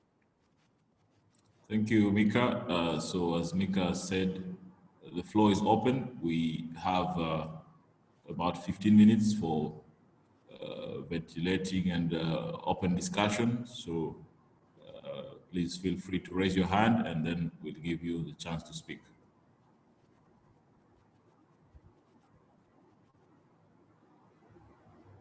If you're looking for where to raise your hand, it's on right somewhere above the chat wall. You can. I think Justin has asked for the floor. Justin, the floor is yours.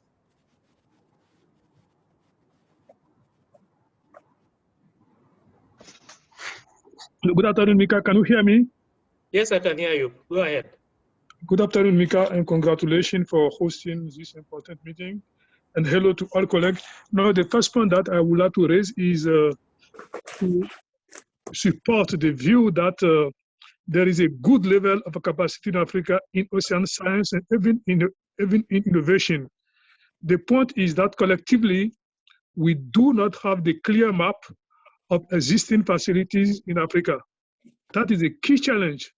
And I believe that for the decade to build on African capacity and empower African capacity, the key point or the starting point will be to map the existing infrastructure, capacities, and human power in ocean science, technology, innovation in Africa. And again, from my experience and from our work with African institutions, we can confidently say that there is a good level of capacity in Africa, whether it's within the universities or in various a marine research institute like CAMFRI or University of Abidjan in Côte d'Ivoire or Senegal that have the first chair in marine science, or Mozambique, UNESCO chair at the University of Monaco. So the key point here will be to map and network these facilities. The second part will be how to establish incentives to retain, okay, as George have said in his presentation, people have good knowledge, they go to the refreshment course, they go to PhD, when they come back, they are appointed at DG, at the ministry, and then there is no mechanism to link them up with their previous research institution, okay? If you go to the other part of the world, you will see people who are working at the ministry, but who are still teaching at the university, you know, to give back to the youth. So it is up to the African institution and leader to establish mechanisms that will retain the capacity that have been built, not to lose them in the administration. The second point is how to make a collective call. For the decade now, it will not be easy because it will require strong work from the Secretariat of IOC-Africa to establish working group or to establish what I would call a thematic group to define what are the hot priority in Africa. And around this priority, we can develop some program, not project, you know, program that will last the 10 years, because it is through program like 10 years program that you can really not just develop small pilot project here and there, but empower the existing institution again with fellowship to the young people, to the girls, you know, as you said, Mika, that our universities are lacking enrollment in science, simply because there are not much fellowship there, and because the job opportunity are not evident, although the need are there. The need are there, and the blue economy or coastal management or fisheries, you know, for the community are key issue for so the key point from here is how do we work with existing structure like Goose Africa, like SEON in South Africa, like VIOMSA and others, to establish working group that will work around the thematic area to propose the commitment from Africa, in particular working together with African Union Secretariat, because you know,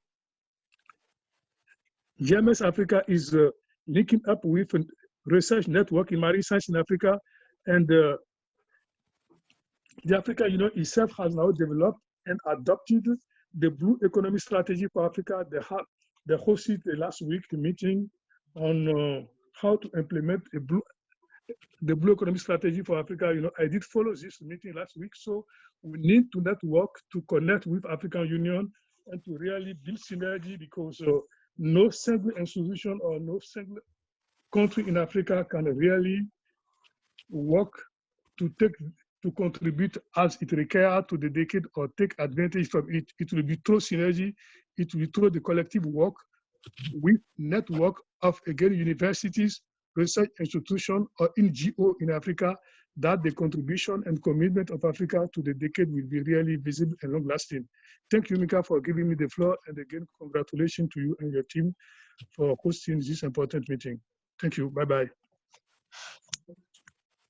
Thank you very much, Justin. I see that Ibukun wants the floor.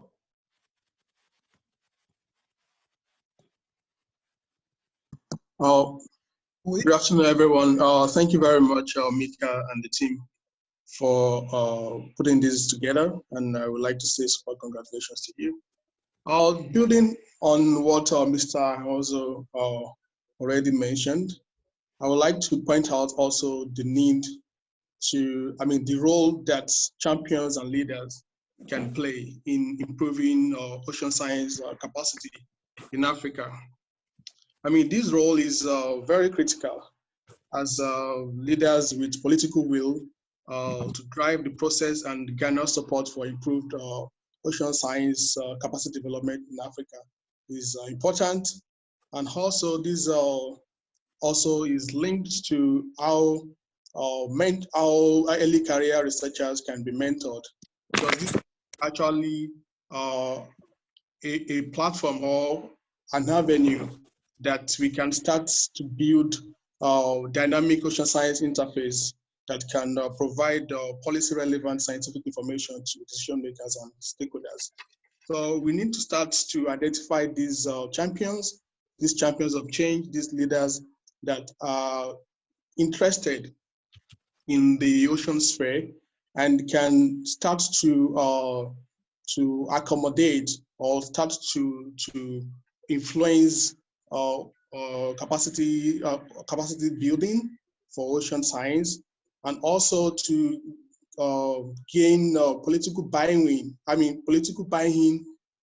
for the government to start to invest or provide funding for ocean research and capacity building. So this is just my few points. Thank you, Ibukun. Anybody else would like to make a comment on the way forward?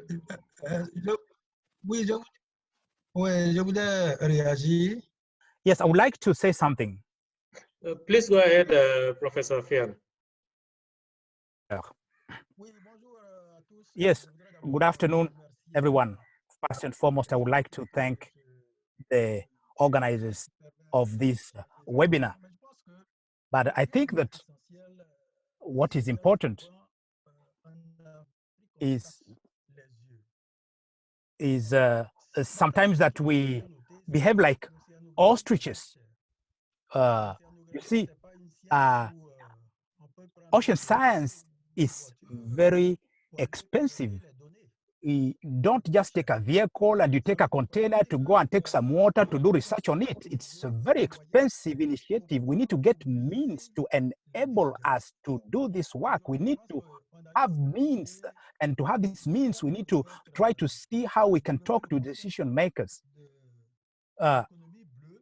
or to develop the blue economy. We need to have opportunities to show to the decision makers that ocean science can bring something to the blue economy. Once we do this, it will be a big step forward. Secondly, so the youth, they are thinking about their well-being, and you see, if they have to train on ocean sciences, once they come back to their country, there is no infrastructure, there is nothing completely they can work on, they can depend on. This is an issue. So we need to ensure that we scientists, we need to do advocacy to the decision makers to show that ocean science can bring something important, can bring benefits. This is what I wanted to say, without forgetting that we need to ensure that these initiatives are disseminated everywhere. Can you still hear me? So, the last comment I wanted to make is that this kind of initiatives, we need to ensure that they are shared for the countries that meet at the UNESCO General Assembly. We need to co-opt researchers to participate in this kind of discussions to try to share information. This is how we're going to go forward. Thank you very much for having given me the opportunity to speak. Thank you, Professor Fian, for the very useful contribution. Any other person would like to make a contribution before we move on to the next step? Je peux parler? Please go ahead, Professor Blevy. Professor. So, good afternoon, ladies and gentlemen. I'm in Lomé. I'm very fine, and we are observing COVID recommendations, but at least we can go to the beach. You see, we did not have an opportunity to go to the beach, but right now we can go there. So co-design that we need for Africa. We need to see how we can actually co-design the ocean science we need for Africa. How do we translate this into action? How do we translate this into action? If we take the 35 years of all the observation of all the programs, IOC-Africa, right now up to IOC-Africa today, since 1985 to 2020, if we do a good job, we can surmount all the challenges that you've talked about, all the challenges that we've talked about today. It's very important what you've talked about, and we need to have another approach to be able to go forward, to be able to see how we can interpret this into action. So we cannot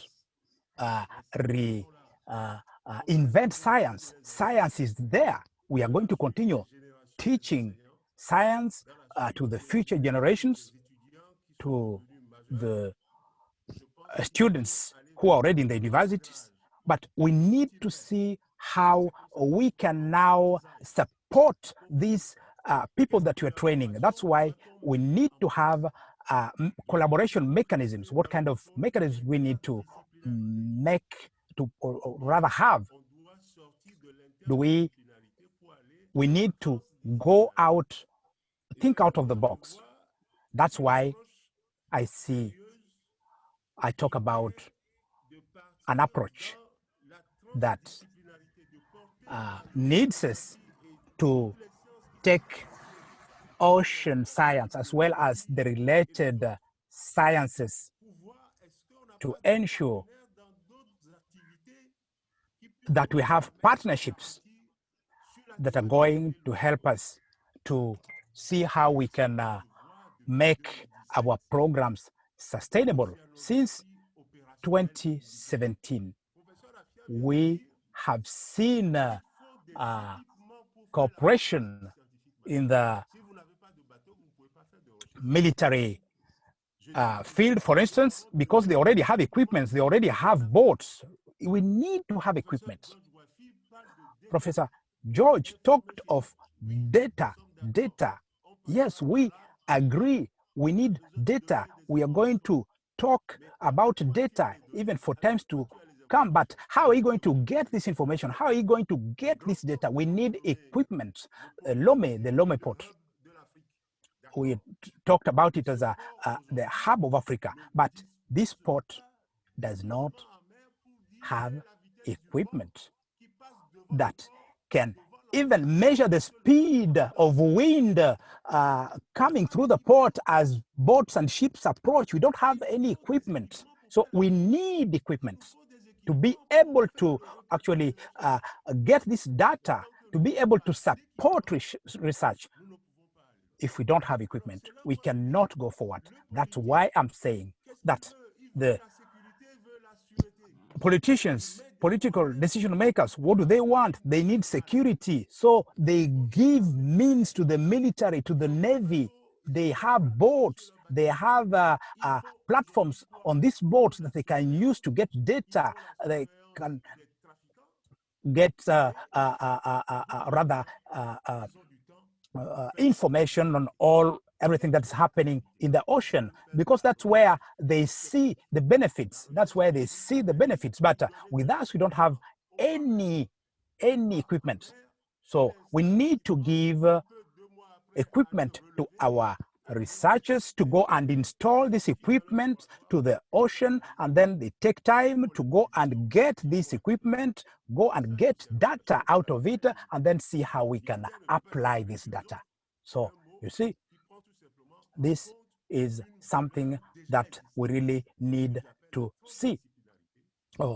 We need to see how we can cooperate even with our military, because they already have equipment. So this is already happening in Cote d'Ivoire, in Ghana, and through partnerships, we need to create partnerships to see how we can ensure that all African countries have this kind of mechanisms to get data. But to get data, to have equipment, and how do we have equipment? We need to have partnerships. Even with our military, the people who are working in the telecom industries, they can help us actually to have this kind of equipment. So I think that this aspect is very important. We don't just need to talk about blue economy. The blue economy, you know, this is business. This is something that is purely business. You see, science is only at the 3rd or 4th level, because, you know, you go to the port, you talk to somebody about blue economy, they're not going to understand. With them, what they understand is a business. So what can we do? We need to ensure that science is linked to these economic systems, to ensure that the economists can use science directly, so they know that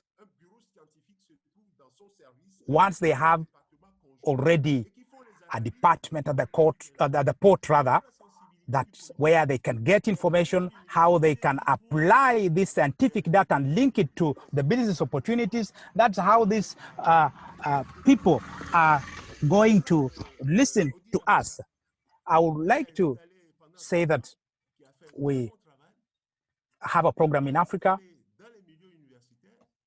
within the universities, but which are not known, because the people who are trained for the management of information, they simply they left after having been trained. So when you talk about data, for instance, we need to retrain and retrain these people. So we need to ensure, for instance. Could you summarize, because we are reaching the end of our time, please? So yes, of course, I'm summarizing. I'm summarizing. So what I'm saying is that we need to understand what we understand the co-design for the ocean science we need for Africa. We need to rethink it.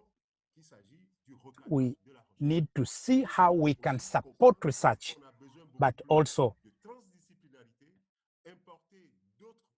understand that we also need other disciplines. We need other disciplines to see how we can work together, how we can form partnerships. So this is the summary that I can give. Thank you very much. Thank you very much, Mika. Thank you very much, Prof, for the very useful contribution you have given on a possible way forward. As we are coming to the end of our time, I'll quickly go through some of the remaining points of the slides. First of all, we'll be having a second global co-design workshop on November 20th. The registration for this will be open soon, and I will share the link as usual through our mailing lists. Secondly, we'll have a final integrated report for all the co-design workshops that have been held, both at the global level and at the regional level, so that people can share experiences on how they can co-design initiatives for the decade.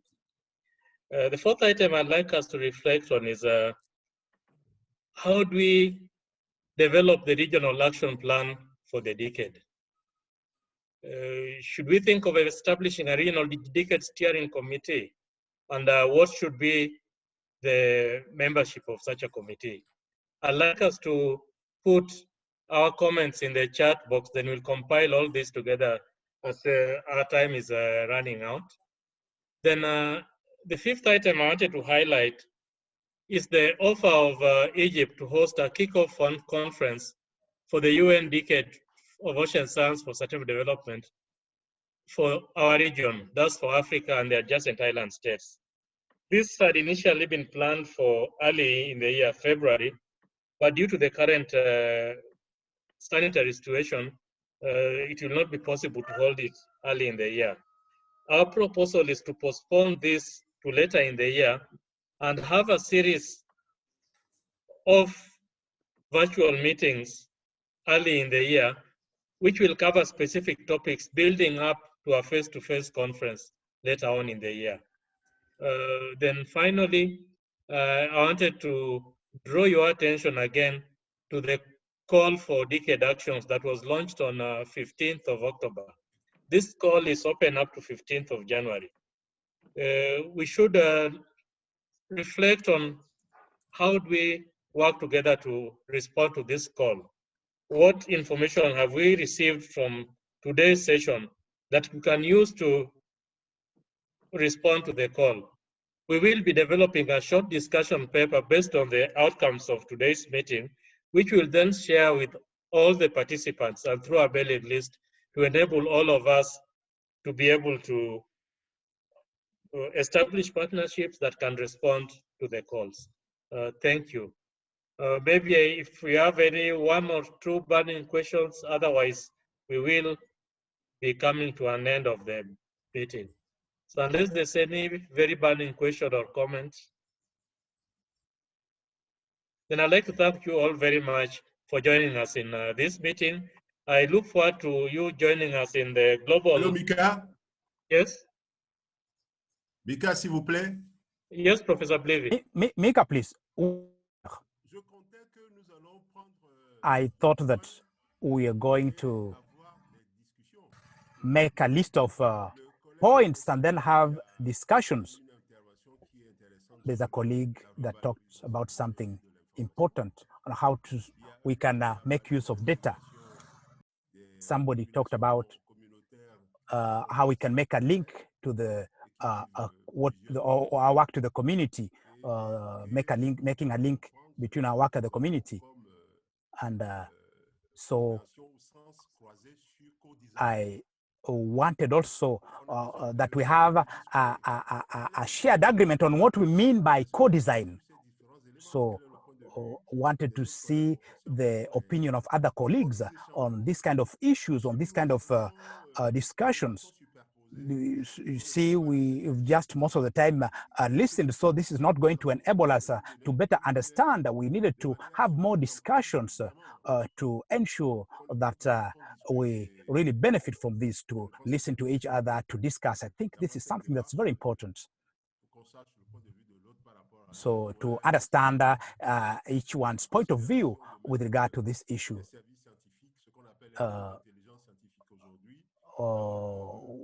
To see how we can create, for instance, the science hubs within the ports, to see how we can form, create partnerships with the navies, for instance. So we needed to have people's points of view on this. Otherwise, I don't think we are going to get much from this session. Thank you very much, Professor Levy, for the concerns that you have raised.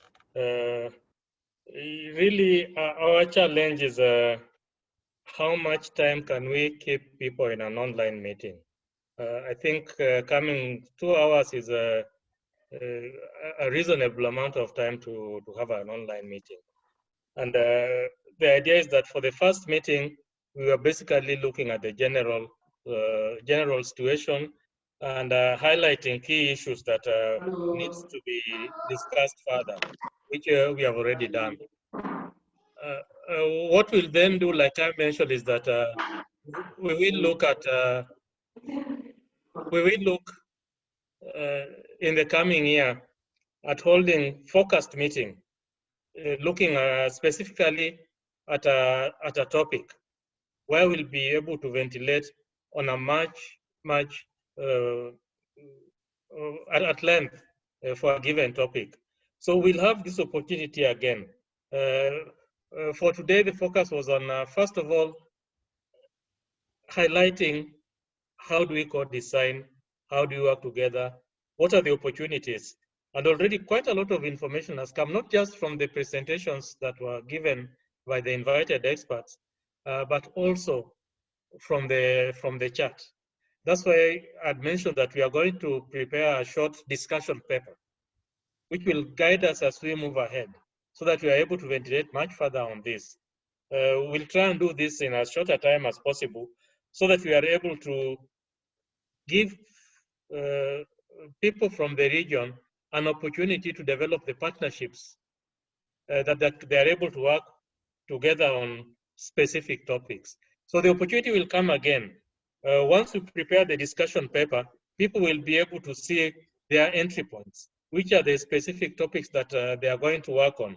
We don't have just the information from today. During the Nairobi workshop, we discussed at length about the priorities, and we had 3 days, and we were able to get quite a lot of information, which I'll again share the report with all those who are on this call from the Nairobi meeting. So we'll be able to put the ideas that came from the Nairobi meeting and the ideas that we have received today to form a concise discussion paper that will be able to guide us. Thank you. I hope this answers the concern of Professor Blivi.